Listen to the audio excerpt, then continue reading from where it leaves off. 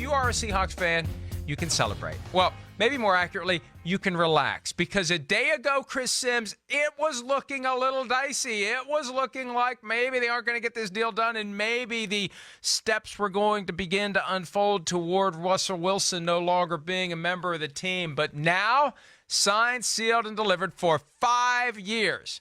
Russell Wilson, the current year of his contract plus 4 new years, and Russell Wilson becomes the highest paid player in NFL history. We knew he was going to be the highest paid player if he signed the contract. The question is, what was the contract going to look like? And the answer is, it really isn't all that different than any other contract that any other quarterback has ever signed. No, I mean, he just won up Aaron Rodgers and became the highest paid player in football, and that's all there was to it. I think at the end of the day, that's all he really wanted. Going back to the Jimmy Fallon interview on NBC, so much to say here. I think the first thing is Russell Wilson, and again, I think this is the first thing that jumps out to me about it, is Russell Wilson's ability to be a businessman comes through in the end once again. And I think we're continuing to see this education of NFL players who are learning how to play hardball with franchises. I think that's the coolest thing about it. Russell Wilson, he drew a concrete line and said, this is it. It's either sign me today or I'm going somewhere else, and this will be the end of us forever. And I understand that. I bet he felt a little disrespected to a degree.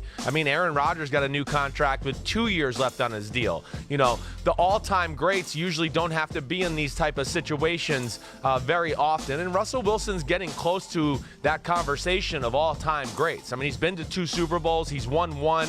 He's made a lot of magic happen in a lot of different games. He's carried this team in moments when, hey, the offense, weapons around them haven't quite lived up to expectations, whatever it may be. So awesome for Russell Wilson and awesome for the Seattle Seahawks, certainly.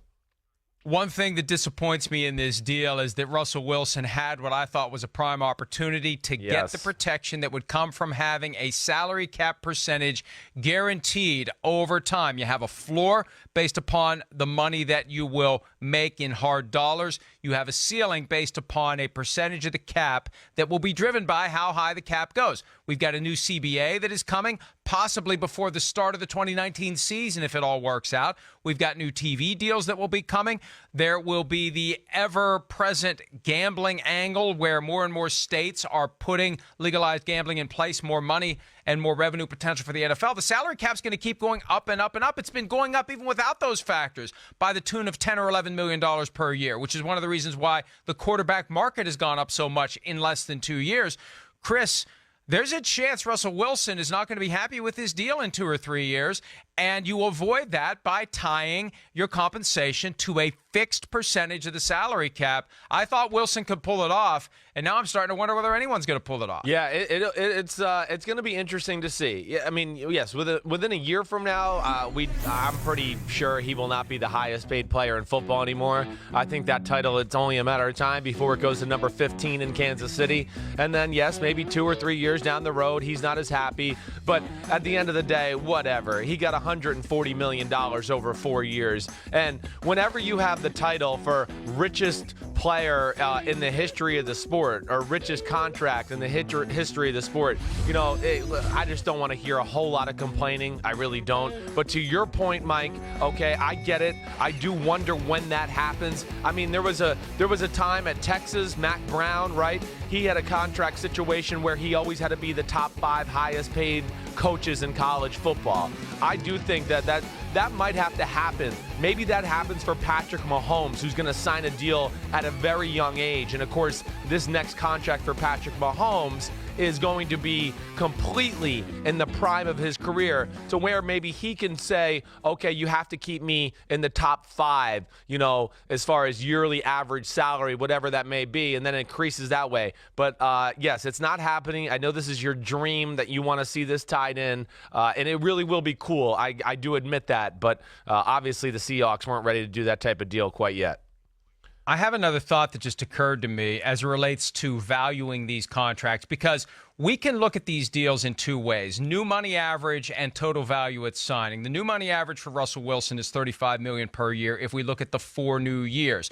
But it doesn't work that way. They don't they don't finish the current contract and then start the extension. The current contract, whatever is left, gets ripped up, and it's a new contract that starts from right now. And that's the more accurate and honest way to view this. So, Chris, the real value here for Russell Wilson, and I'm going somewhere with this because I'm actually going to throw a curveball at you that's going to surprise you. Russell Wilson's total value at signing is 5 years, $157 million. That is $31.4 million per year with a 5-year commitment. And think of all the ways the market can change over the next 5 years, from now till 2023.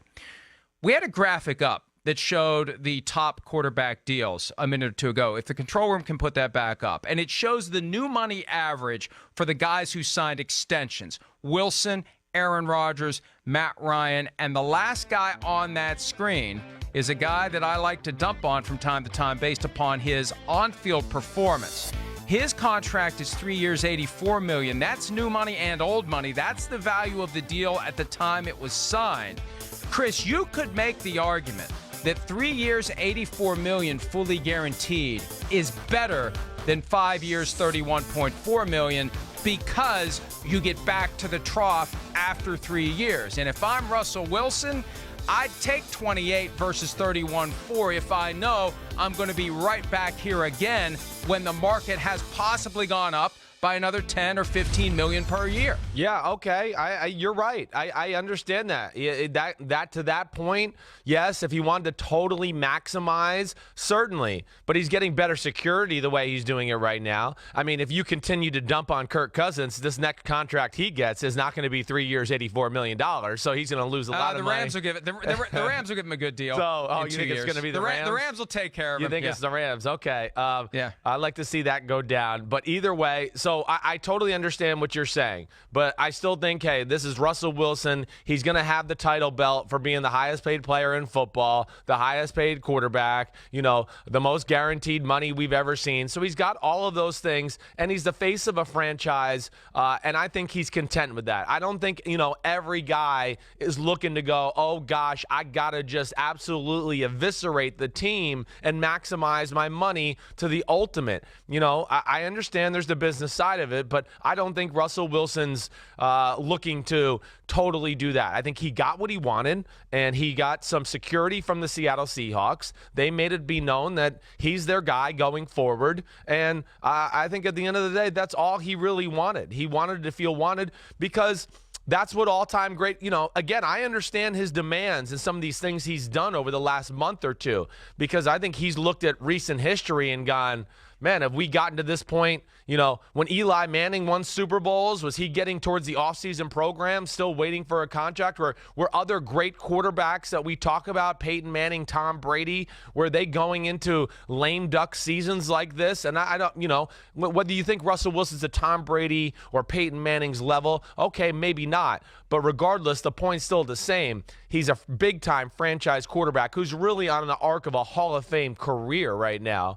And he felt disrespected that he was going into the last year of his deal, and he's been kicking butt, and he's been playing quarterback better than anybody in football, and he just wanted to be compensated fairly, and he wanted the team to show him that he was their guy, and they were going all in on him as the face of the franchise.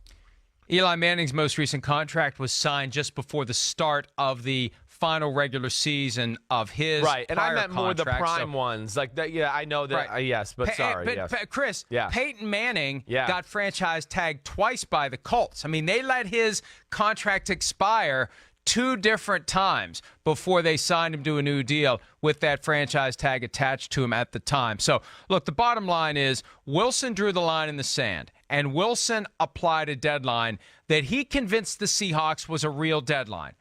And the ultimate final deal, I feel like he could have done more, but ultimately he got what he wanted. And consider this quote from his agent, Mark Rogers, to the Seattle Times. Russell loves this town, this team, and these fans, and part of the compromise involved his affection for all things Seattle. There you go. The idea of playing anywhere else was not as appealing as playing right here, the place he and his family call home. Think about that last sentence, Chris. Yeah. The idea of playing anywhere else was not as appealing as playing right here. That tells me he considered it. How do you come to the conclusion that it's not as appealing unless you allow yourself to mentally begin to stroll down that path and think about what it would be like to play somewhere else? And I want to go all the way back to what Colin Cowherd said when this really took on a different vibe. The idea that his wife wants out of Seattle, well, if she does, she lost, because they're staying for 5 more years. Well, yeah, she lost, but come on, she really won. At the end of the day, she won. I mean, but you saw them; they were chuckling before they go into bed. They're laughing all the way to the bank. Chris, you missed my point. You missed my point. And maybe I didn't articulate it well enough. No, you did. I understand. I think it was all part of the game. It was all part of the poker face. It was all part of the ruse. It was the twisting of the Oreo, right? He didn't have that same tell. Yeah. They did a hell of a job making the Seahawks think they were serious about leaving, because I guarantee you, over the weekend, the Seahawks thought he wanted to leave. Yes. Well, I like that twisting of the Oreo. I love Rounders when he puts his ear next to the Oreo. Very good job by infusing that into the show.